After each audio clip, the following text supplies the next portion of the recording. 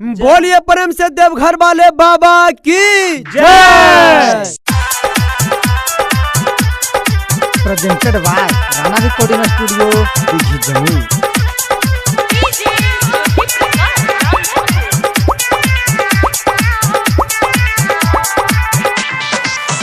सावन आइल सैया जी देव घर घुमाई सैया जी। सावन आइल सैया जी देव घर घुमाई सैया जी। सभे तो कबरिया डोले हो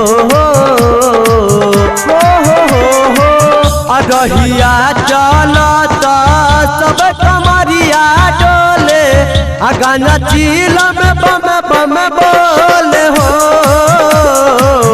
रहिया चलत सब कमरिया डोले गाना चिलम बम बम बोले हो।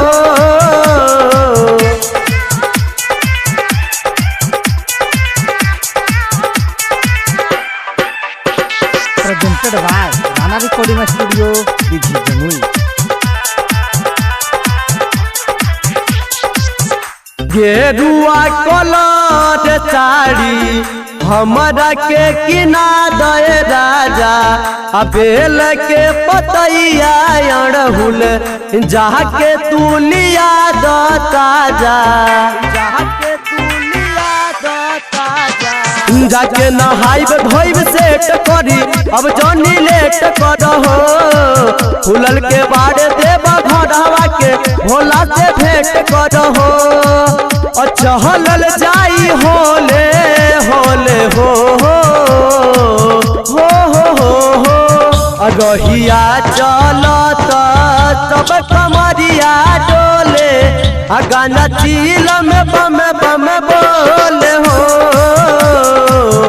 रहिया चलत सब कमरिया डोले गाना चिलम बम बम बोले हो।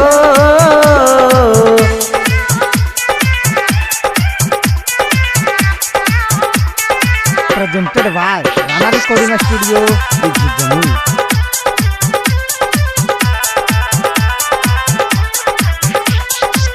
अलहल नया बसैया जी बहतिया के याद कर रोहित शुभम देवरा बाबा भीड़ से याद कर बाबा भीड़ से याद कर।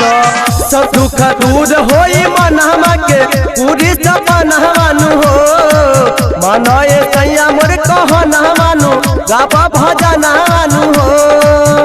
बाबा अपन अखिया खोले हो रहिया चलत सब कमरिया डोले गाना चिलम बम बम बोले हो रहिया चलत सब